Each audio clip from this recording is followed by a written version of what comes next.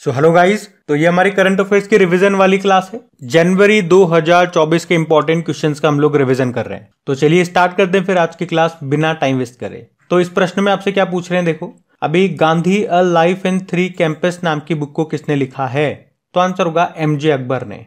तो ये जो बुक है ये महात्मा गांधी जी के जीवन और उनके संघर्षों पर आधारित है। बुक किसने लिखा है, बुक का नाम याद रखना और इसके लेखक का नाम याद रखना, एमजे अकबर ने।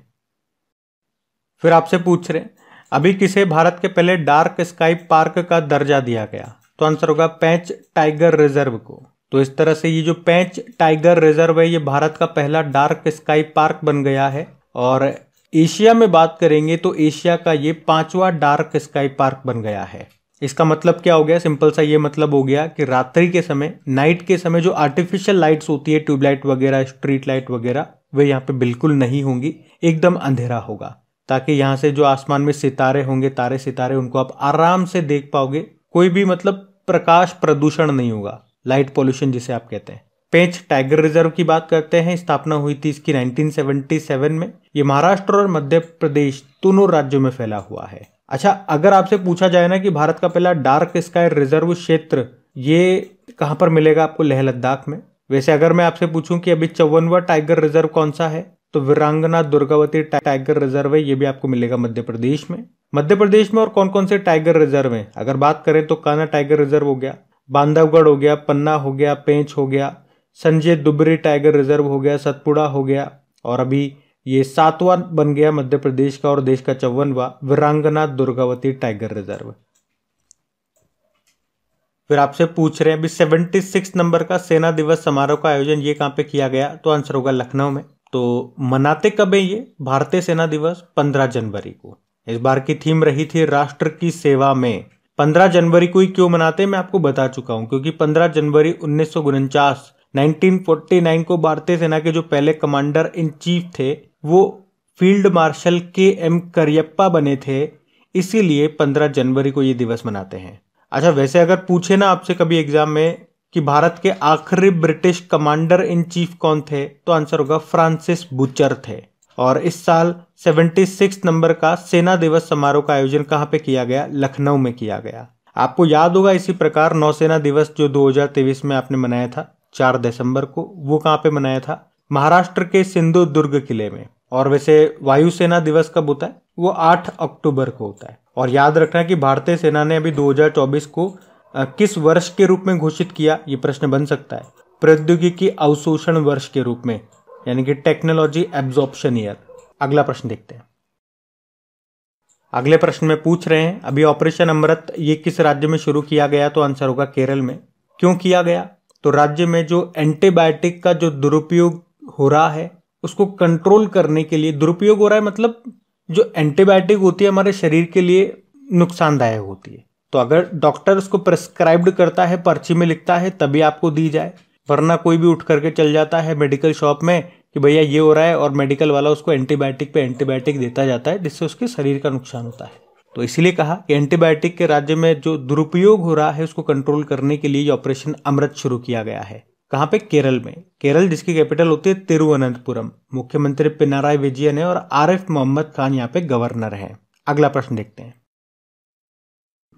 फिर आपसे पूछ रहे अभी हाल ही में हुए पहले बीच गेम्स 2024 में पहले स्थान पे कौन रहा? तो आंसर होगा मध्य प्रदेश। तो ये पहली बार हुए बीच गेम्स 2024 में। पूछेंगे कहाँ पे हुए? तो दीव में हुए। दीव में जो घोघला बीच है वहां पे हुए ये, और इसमें टॉप पे मध्य प्रदेश रहा है, सेकंड पे महाराष्ट्र रहा है, और इसका समापन समारोह अगर पूछे तो वो INS खुक्री में हुआ था। मैं आपको याद दिलाना चाहूंगा कि अभी जो नेशनल गेम्स हुए थे 2023 में 37 नंबर का एडिशन था, जिसका शुभंकर था मोगा। ये गोवा में हुए थे और उसमें टॉप पे महाराष्ट्र था। अब 2024 वाले नेशनल गेम्स भी याद रखना, जो 38 नंबर का एडिशन है वो कहाँ पे होंगे? उत्तराखंड में होंगे।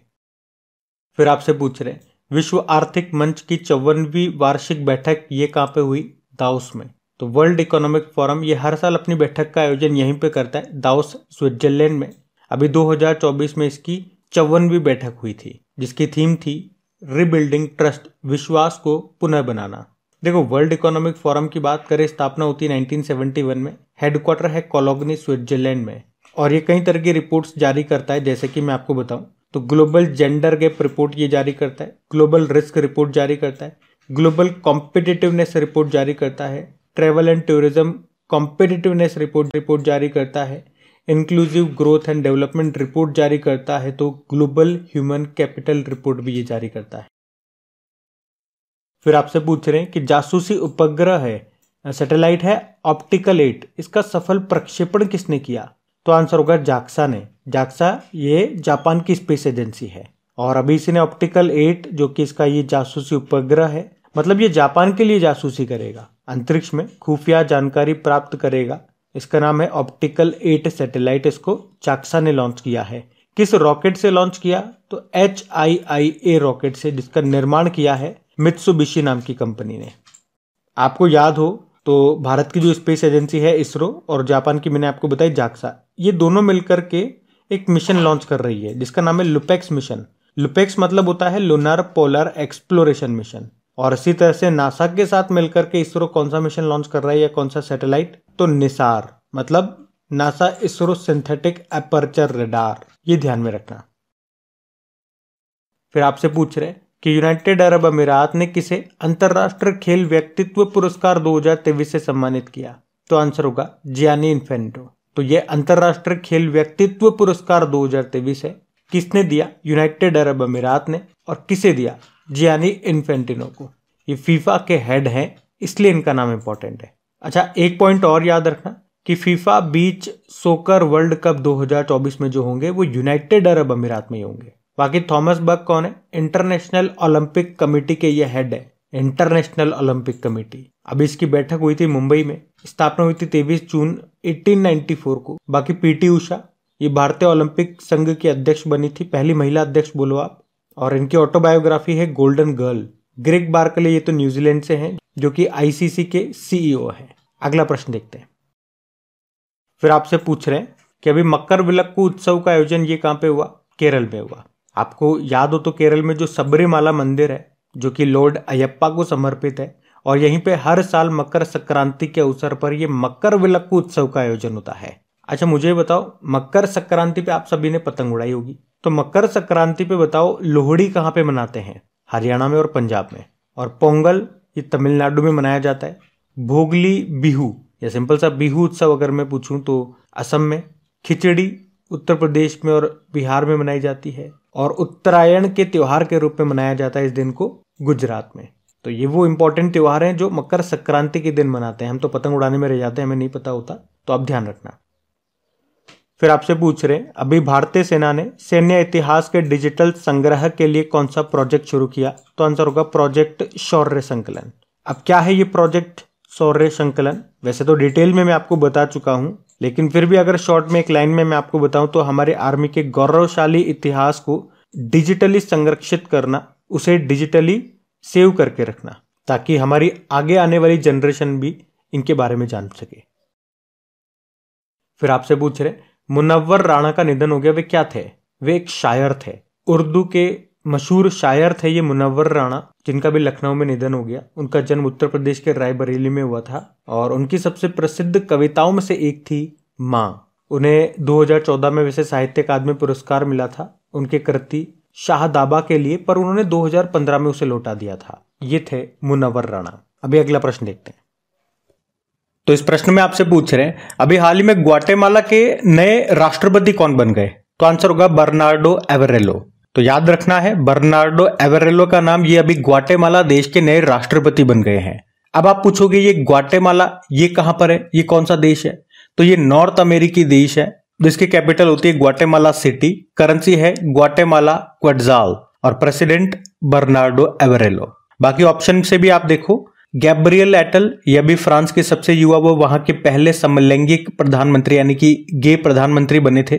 सुक्सेस मसरा चाड के नए प्रधानमंत्री बने और Felix Tshisekedi Democratic Republic of Congo के प्रेसिडेंट बने। अगले प्रश्न में आपसे पूछ रहे हैं अभी राष्ट्रीय स्टार्टअप दिवस कब मनाया गया? तो आंसर होगा 16 जनवरी को मनाते हैं, आप सबको पता है, नेशनल स्टार्टअप डे। और अगर पूछे कि राष्ट्रीय स्टार्टअप सप्ताह यानी कि नेशनल स्टार्टअप वीक, ये 10 से लेकर 16 जनवरी तक मनाया जाता है। ये दिवस हमने 2022 में पहली बार मनाना शुरू किया था। फिर अगले प्रश्न में पूछ रहे हैं अभी किसे असम वैभव सम्मान के लिए चुना गया, तो आंसर होगा रंजन गोगोई को। तो असम वैभव ये असम राज्य का सर्वोच्च नागरिक सम्मान है। तो याद रखना इस बार इस पुरस्कार के लिए भारत के जो पूर्व चीफ जस्टिस ऑफ इंडिया थे रंजन गोगोई साहब, उनको चुना गया है। वो भारत के 46 नंबर के चीफ जस्टिस ऑफ इंडिया थे रंजन गोगोई जी, और ये पूर्वोत्तर राज्य से आते हैं, असम से आते हैं। तो आप यूं भी कह सकते हो कि पूर्वोत्तर के पहले ऐसे जज थे जो कि भारत के चीफ जस्टिस ऑफ इंडिया बने थे। इसमें पुरस्कार के रूप में 5 लाख रुपए दिए जाते हैं। तो इस बार याद रखना रंजन गोगोई साहब को इस सम्मान के लिए चुना गया है। लास्ट ईयर डॉक्टर तपन सेकिया को यह सम्मान मिला था, तब भी हमने पढ़ा था।